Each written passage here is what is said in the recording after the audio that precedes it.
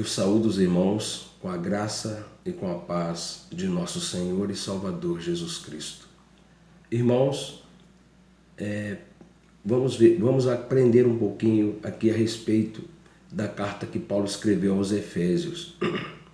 Essa carta que contém 6 capítulos, 155 versículos, mas o tempo é pouco e nós vamos ter na parte principal da carta, que está no capítulo 4, do versículo 1 ao 6.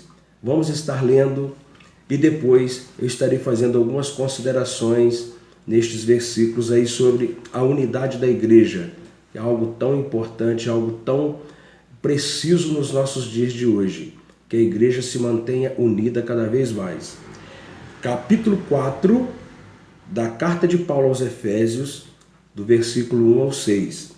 Diz assim: Rogo-vos, pois, eu, o preso do Senhor, que andeis como é digno da vocação que fostes chamados, com toda humildade e mansidão, com longanimidade, suportando-vos uns aos outros em amor, procurando guardar a unidade do Espírito pelo vínculo da paz.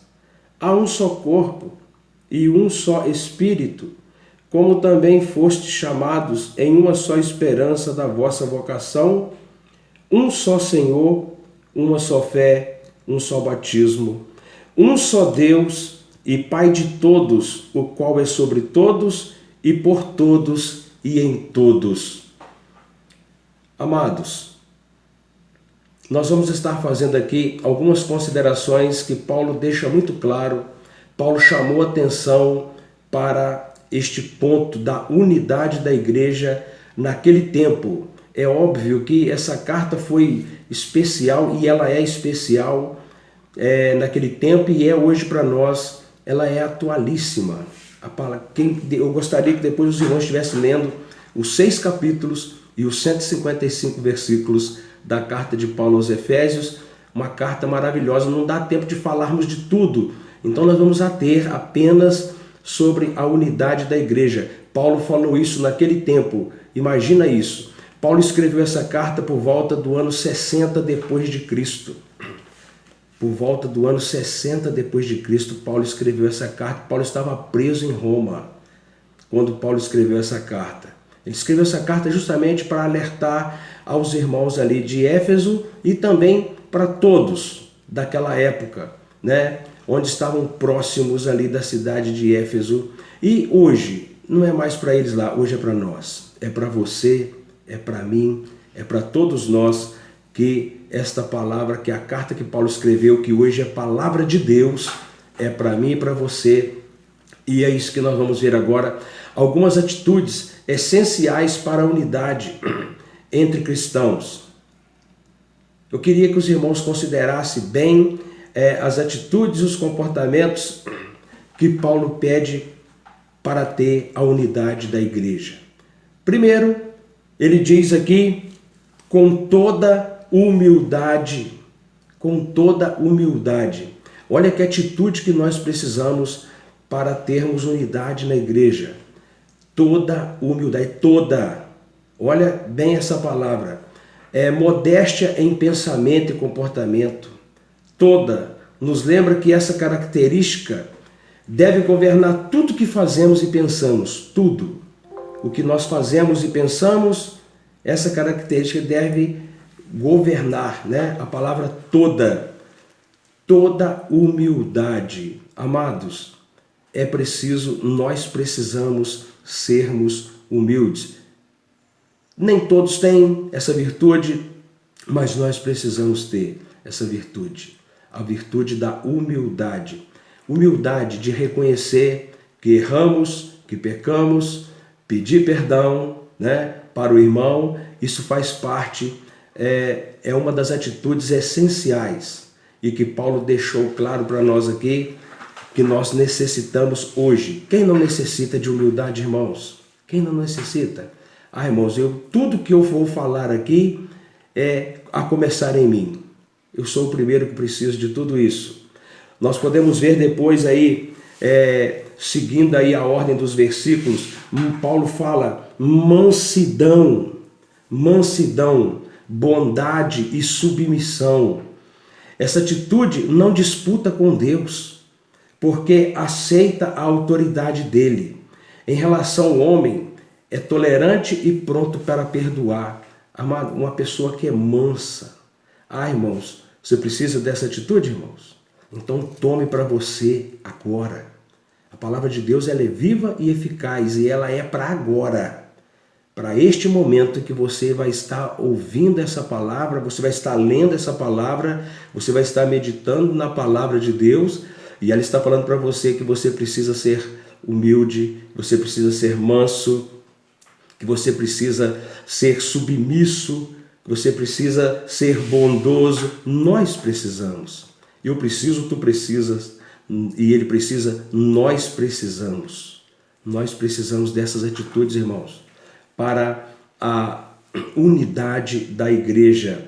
Longanimidade, Paulo fala, com longanimidade. Irmão, o que é longanimidade? Paciência, tolerância, perseverante, não facilmente provocado. Irmãos, irmãos, eu estou falando isso para os irmãos, mas como eu preciso. Será que tem alguém que pode bater no peito e dizer, eu não preciso disso? Eu não preciso de ser longânimo, eu não preciso de ter paciência. Irmão, será que tem alguém? Eu duvido. Eu sou o primeiro que preciso muito, irmãos. Como nós precisamos, eu preciso hoje, vou precisar amanhã, se Deus permitir que eu viva, vou precisar sempre de longanimidade, de paciência, de tolerância. Irmãos, eu estou pregando isso para os irmãos, mas a palavra serve primeiro, os meus ouvidos é o que estão mais próximos da minha boca, é para mim também. Como eu preciso, de longanimidade. Você quer ver mais uma que Paulo fala? Suportando-vos uns aos outros em amor. Olha que atitude essencial para a unidade da igreja. Eu preciso suportar aquele que é contrário. É fácil isso? Não é fácil não, irmãos. Amor constante, apesar das falhas dos outros. Procurar ajudar ao invés de destruir. Você tem feito isso, irmãos? Você tem feito isso? Você tem essa atitude de suportar? Quantas pessoas que dizem, olha, mas eu não suporto aquele irmão. Eu não suporto aquele irmão. Irmãos, a palavra de Deus está vindo de encontro a você neste momento agora, Nós precisamos de aprendermos a suportar uns aos outros. Nós precisamos. Irmãos, eu tenho que me esforçar para isso. Isso não acontece no estalar de dedo. Eu preciso de aprender a suportar uns aos outros em amor. A palavra de Deus, a palavra que Paulo escreveu para os Efésios, que hoje é para nós de Muriaé, de Laranjal, hoje é para nós essa palavra. Hoje é palavra de Deus, não é nem mais palavra de Paulo, é palavra de Deus hoje para nós. Ela faz parte do cânon, Ela se tornou palavra de Deus para nós hoje. Nós precisamos suportar uns aos outros e para a unidade da igreja. Quero destacar, a carta de Paulo é muito rica aos Efésios, mas o tempo aqui é curto, nós vamos destacar isso aqui que eu vejo que é principal, é a parte principal da carta. É a atenção que Paulo chama para a unidade da igreja. Você acha que a igreja hoje precisa de unidade? Claro que precisa, e muito. Como essa palavra é atual para nós hoje. Que bênção de Deus. E que nós possamos ser realmente unidos como igreja do Senhor, que possamos ser submissos ao nosso pastor aqui da terra que Deus confiou para nos arrebanhar, que nós possamos ser submissos em primeiro lugar a Ele, a Deus, o nosso Senhor e Salvador. Só mais uma aqui, esforço diligente, quando ele fala procurando guardar a unidade do Espírito pelo vínculo da paz. Isso aqui é um esforço diligente, trabalho árduo, dedicação. A unidade não vem por acaso e não é mantida sem esforço. Irmãos, eu tenho que me esforçar, eu tenho que ser diligente, eu tenho que me esforçar para manter a unidade da igreja. Não pensa que isso vai acontecer assim do nada, no estalar de dedo, e a unidade da igreja acontece. Não, cada membro, cada um tem que esforçar para manter. Temos que esforçar para sermos humildes, para sermos mansos, para sermos longânimos, né? Para suportarmos uns aos outros e esforçar com diligência para sermos diligentes. Como está aqui, procurando guardar a unidade. Eu tenho que procurar essas atitudes, que são atitudes essenciais para mantermos a unidade, para conseguirmos a unidade da igreja. Irmãos, a natureza espiritual da unidade, Jesus, ele é a paz. E a paz, nós podemos ver aqui, os elementos que nos unem. Vamos ver aqui no restante dos versículos aí, 4, 5 e 6. Os elementos que nos unem. Paulo falou de atitudes, né, que nós necessitamos, que são essenciais para a unidade da igreja, e elementos que nos unem. Primeiro, a unidade do Espírito. Há um só corpo e um só Espírito. Há um só corpo. O Espírito Santo, ele revelou essa mensagem a Paulo, está te revelando para você hoje, para mim, né? E nós podemos ver que a unidade que Deus quer, ela não é carnal, ela é espiritual. Essa é a unidade. Unidade do Espírito. Nós necessitamos, amados, como nós necessitamos desta unidade, né? Que nos une a cada dia mais. Como nós necessitamos. Podemos ver também aqui o vínculo da paz. O vínculo da paz. Amados, é a paz que liga, né, os seguidores de Jesus. É a paz. Tem que haver paz entre os seguidores de Jesus. Não está havendo paz na sua vida? A Bíblia diz, irmãos, que a paz é algo tão importante, tão tremendo, que tudo que você for fazer, se você não sentir paz no coração, deixa. A paz é que vai determinar. Faz. Você sentiu paz. Então, e a paz tem nome, irmãos. A paz se chama Jesus de Nazaré. Ele é a paz. Ele vai dizer lá no Evangelho de João, não vos dou como o mundo a dá. Jesus não nos dá a paz como o mundo dá a paz. A paz de Jesus, a paz que ele mesmo, é uma paz sem interesse próprio. Ele se doa. Essa é a paz. E essa paz, e é esse vínculo da paz, é que liga nós, os seguidores de Jesus. Você precisa de paz, irmãos? Você precisa de paz? Irmão, como eu preciso de paz? Como o mundo está precisando de paz neste exato momento em que estamos vivendo, nos dias de hoje, o mundo está precisando de paz. Eu preciso de ser essa fonte de paz para o mundo, de Jesus, através de mim, através de você. Nós precisamos de mostrar para o mundo essa paz. Essa paz que nós vivemos entre uns com os outros, na unidade da igreja. Irmãos, a igreja nunca foi tão importante, essa unidade da igreja para o mundo, como está sendo hoje. Nós precisamos de estar mais do que nunca unidos no nome do nosso Senhor e Salvador Jesus Cristo. Como nós precisamos de estarmos unidos. Você quer ver mais? Paulo fala aqui de um só corpo. Um só corpo. Jesus, ele é o cabeça da igreja. Nós podemos ver lá em Mateus 16, 18, ele no diálogo dele com Pedro, né? Ele é o cabeça da igreja. Irmãos, grave isso agora que eu vou dizer para você aqui, porque isso aqui é muito sério. Isso está acontecendo nos nossos dias e eu estou vendo e creio que muitos estão vendo isso. Jesus, ele não governa as igrejas humanas que diz respeito à sua palavra. Ele não governa as igrejas humanas que desrespeitam a sua palavra. Eles acham que Jesus está no controle, mas não está. Jesus, como ele vai governar algo? Como ele vai governar um lugar que se diz ser a igreja dele, mas que não respeita a palavra dele. Abuso da palavra dele, estão brincando com a palavra do Senhor. Amados, um só corpo. Um só corpo. Jesus é o cabeça desse corpo.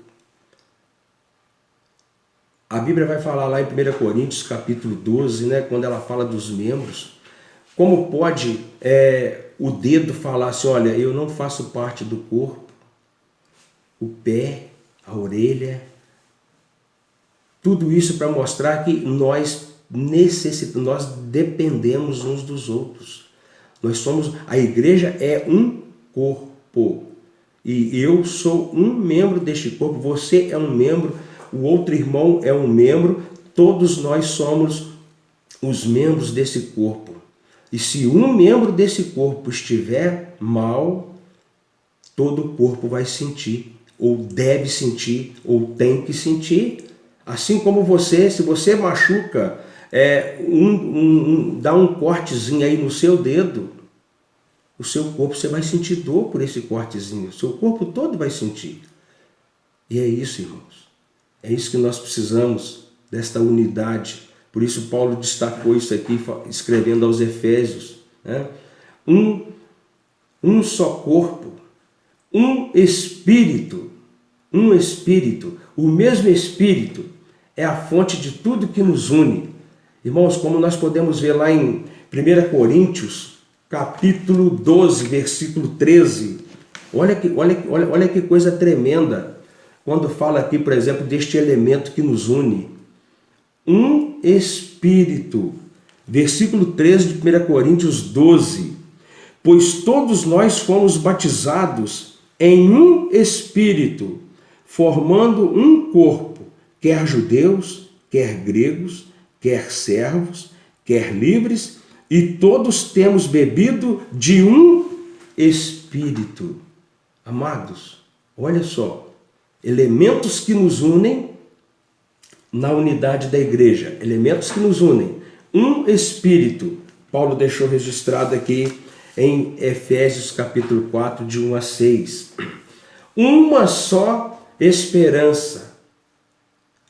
Uma esperança, como está escrito aqui no versículo 4, né? Somos chamados em uma só esperança. Agora, que esperança é essa, irmãos? Que esperança é essa? A esperança da convicção do galardão que vem por meio do Evangelho de Cristo. Irmãos, a esperança da vida eterna, a esperança de sermos galardoados, de sermos recompensados com a salvação eterna. Aliás, quando nós falamos de salvação eterna, eu me reporto para Efésios 2:8. Sois salvos pela graça, não é por obra, é pela fé. Irmãos, a graça é de graça, mas não é barata. A graça é de graça, mas não é barata. Perguntaram um dia para Jesus, lá no Evangelho de Mateus, fizeram a pergunta para ele: Senhor, então quem vai se salvar? E a resposta de Jesus foi: todo aquele que perseverar até o fim. Você tem que perseverar, irmão. A graça é de graça, sois salvos pela graça, mas a graça não é barata. Você tem que perseverar. Você tem que perseverar todos os dias em fazer a vontade do Senhor, em cumprir a sua palavra, em ser submisso à sua palavra. Irmãos, trate de perseverar. Sois salvos pela graça. Aleluia. Mas a graça de Deus não é barata. Pense nisso. Você tem que perseverar. Jesus falou para eles: então quem vai se salvar diante desse discurso que o Senhor fez aqui? Jesus falou: aqueles que perseverarem até o fim. É até o fim, irmãos. Tem que perseverar. Tem que ter esperança. E a esperança, irmãos, é maravilhosa, porque nós temos essa esperança de que um dia nós vamos estar face a face com o nosso Senhor. Amém, irmãos? Que você possa ter essa esperança também, que você possa levar essa esperança também para outros. Um só Senhor. Um só Senhor. Aleluia. Um só Senhor. Você tem servido a quantos senhores? Servimos exclusivamente àquele que tem toda a autoridade. Mateus 28, 18, ele vai falar: é-me dado todo o poder nos céus e na terra. É-me dado todo o poder. Ele é todo poderoso. Um só Senhor. Nós servimos ao único Deus que é todo poderoso. Você serve ao único Deus que é todo poderoso. Aleluia. E amados, em Mateus 6, 24, vai dizer que nós não podemos servir a dois senhores, a Deus e a Mamon, ao dinheiro. Nós não podemos servir a dois senhores. Amados, você tem que aprender, todos temos que aprender, que faz parte da unidade da igreja.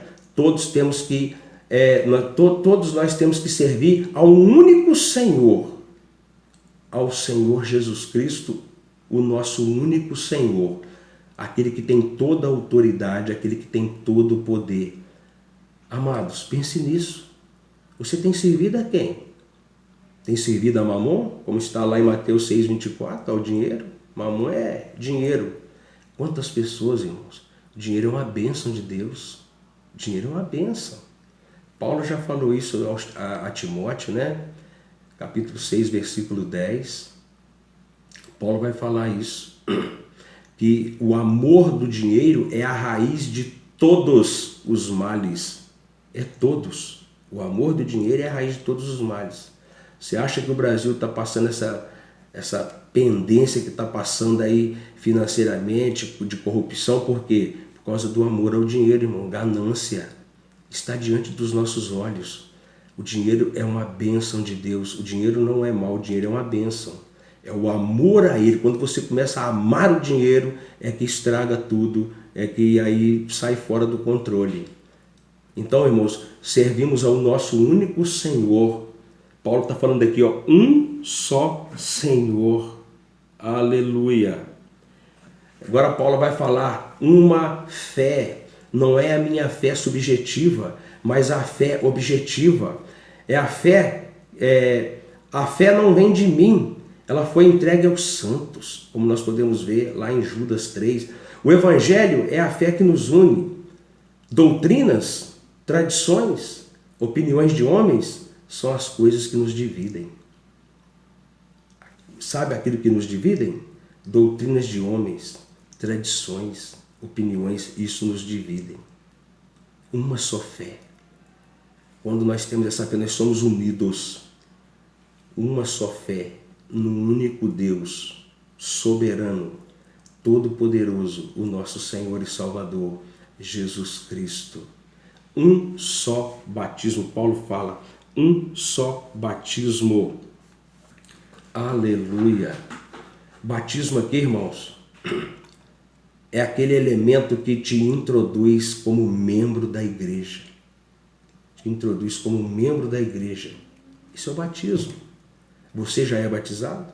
Você que vai estar ouvindo essa palavra, se você ainda não passou pelas águas, não foi batizado ainda, por imersão, pense nisso. Pense nisso. Você, para poder ser introduzido no corpo de membros da igreja do Senhor Jesus, você necessita passar pelo batismo. O batismo não é para te salvar. Se você morrer sem ser batizado, e se você morrer em Cristo, você está salvo. O batismo é uma das ordenanças do Senhor e é para te introduzir como membro, porque você passa a ser membro e passa a ter o privilégio da ceia do Senhor e assim, irmão, de tantos outros privilégios. Irmãos, o batismo é uma bênção. Aleluia. Só para a gente terminar aqui, que o tempo já está estourando, irmãos. Para a gente terminar aqui, um Deus e Pai de todos. Um Deus e Pai de todos, versículo 6. O qual é sobre todos e por todos e em todos.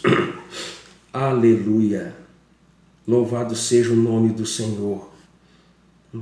A Bíblia fala de Deus usando, pronomes pronomes, pronomes plurais, onde ele fala, façamos o homem à nossa imagem. Quando fala aqui, ó, um só Deus e Pai de todos, Deus Pai, Filho e Espírito Santo. Aleluia, louvado seja o nome do Senhor. Irmãos, o tempo já vai, mas que já vai passando.